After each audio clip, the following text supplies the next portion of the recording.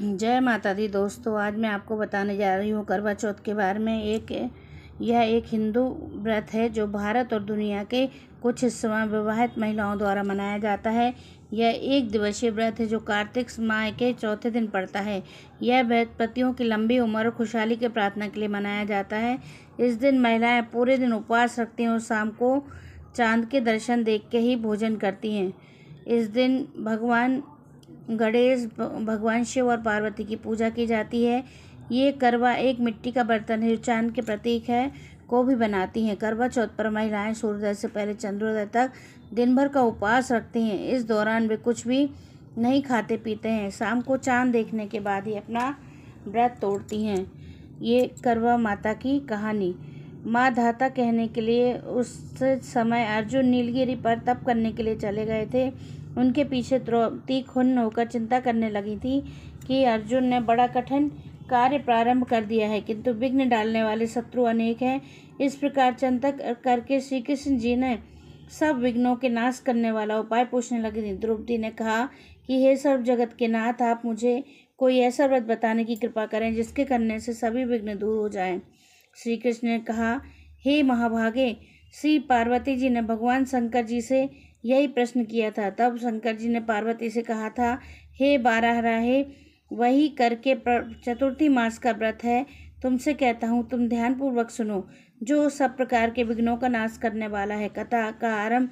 श्री पार्वती जी ने कहा, हे भगवान, यह करवा चौथ का व्रत किस प्रकार तथा उसका विधान क्या है? पहले भी उसे किसी ने किया है? शंकर जी बोले, पार्वती जी, अनेक प्रकार के रत्नों से शोभायमान चांदी और सोने के भवनों में भरे विद्वान पुरुषों से सुशोभित लोगों को वश में करने वाली दिव्य स्त्रियों से शोभायमान, जहाँ पर सदैव ही वेद ध्वनि होती है, ऐसे स्वर्ग से श्री मनोहर परम रमणीय सुखप्रस्थ में एक वेद शर्मा नाम का ज्ञानी ब्राह्मण रहता था। उसकी पत्नी का नाम लीलावती था।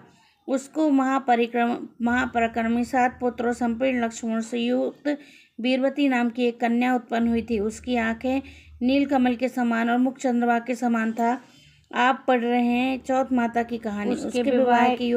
उसके विवाह के योग्य समय आ जाने पर वेद शर्मा ने एक वेद शास्त्र के ज्ञाता विद्वान ब्राह्मण को विवाह विधि से उसे प्रदान कर दिया। इसके पश्चात वीरवती ने अपने भाइयों के स्त्री समेत गौरी का व्रत किया। फिर कार्तिक कृष्ण चतुर्थी के दिन व्रत उपवास कर शाम काल में स्नान कर सभी ने भक्ति भाव से वट वृक्ष का चित्र बनाकर उसके नीचे शंकर जी, गणेश जी और स्वामी कार्तिकी के साथ पार्वती जी का चित्र बनाया और ओम नमः शिवाय इस मंत्र से गंध पुष्प और अक्षत आदि से गौरी का पूजन किया। फिर शिव जी, गणेश जी तथा षडार्जन का अलग अलग पूजन करती हुई पकवान अक्षत दीपक से युक्त 10 करवा और गेहूं के निशान और गुड़ के बने हुए पकवान तथा और भी अनेक तरह के फल आदि भोज पदार्थों का अर्पण करके अर्घ्य देने के लिए चंद्रोदय की प्रतीक्षा करने लगी। यह बीच और वीरवती वाला भूख की पीड़ा से मूर्छित होकर पृथ्वी पर गिर पड़ी। तब उसके सब भाई बांधव रुंदन करने लगे कि वीरवती का मुँह धोकर पंखे से हवा करके उसको ढांढस बंधाने लगे कि अब चंद्रमा उदय होने वाला ही है। उसका भाई चिंता युक्त होकर एक महान वट वृक्ष पर चढ़ गया। बहन के प्रेम से दुखी भाई ने जलती हुई लुकारी लेकर चंद्रमा के उदय होने का बहाना कर दिखाया। उसने चंद्रमा का उदय जानकर दुख का त्याग करके विधि विधान से अर्घ्य देकर भोजन कर लिया। इस प्रकार व्रत के दूषित हो जाने के कारण उसका पति मर गया। आप पढ़ रहे हैं कि चौथ माता की कहानी। अब वीरवती ने अपने पति को मारा हुआ देखकर पुनः शिव जी का पूजन 1 वर्ष तक निराहार व्रत किया। वर्ष के समाप्त होने पर करवा चौथ का व्रत उसके भाइयों ने किया। वीरवती ने भी पूर्व विधान से व्रत किया। जब उस दिन देव कन्याओं के साथ इंद्राणी वहाँ करके चतुर्थी का व्रत करने के लिए स्वर्ग से वीरवती के पास आई। तब वीरवती ने इंद्राणी से सब बातें पूछी। वीरवती ने कहा, मैं करक चतुर्थी का व्रत करके अपनी पति के घर आई तो मेरा पति मृत्यु को प्राप्त हो गया। मैं नहीं जानती किस पाप के कर्म से मुझको यह फल मिला है। तब मातेश्वरी, सारे हमारे भाग्य से आप यहाँ आ गई हैं, सो मेरे भाइयों को जीवित करके मुझ पर कृपा कीजिए। इंद्राणी ने कहा कि सुबह गत वर्ष जो तुमने अपने पति के घर में करक चतुर्थी का व्रत किया था तो बिना चंद्रमा के उदय हुए ही तुमने अर्घ्य दे दिया था। इसी से व्रत दूषित हो गया और तुम्हारा पति मृत्यु को प्राप्त हो गया। अब तुम यत्न के साथ इस करवा चौथ का व्रत करो, तत्पश्चात इस व्रत के प्रभाव से मैं तुम्हारे पति को जीवित कर दूंगी। श्री कृष्ण जी के कहने के लगे कि द्रौपदी इंद्राणी के वचन करके वीरवती के विधान पूर्वक व्रत किया। इस प्रकार उसके करवा चौथ का व्रत करने से इंद्राणी ने प्रसन्न होकर जल के द्वारा अभिसिंचन करके सबके पति को जीवित कर दिया। वह देवता के समान हो गया। इसके पश्चात वीरवती अपने पति के साथ घर आकर आनंद करने लगी। वीरवती के व्रत के प्रभाव से उसका पति धन, धुन, पुत्र तथा आयु को प्राप्त हुआ। इससे तुम भी इस व्रत को यत्न पूर्वक करो। सूत जी कहने लगी, हे इस प्रकार श्री कृष्ण के जी के वचनों को सुनकर द्रौपदी ने इस करवा चौथ का व्रत किया, जिसके प्रभाव से संग्राम में कौरवों को जीतकर अतुलनीय राज को प्राप्त किया, जिससे उनका सब सुख प्राप्त हुए और दुख जाता रहा।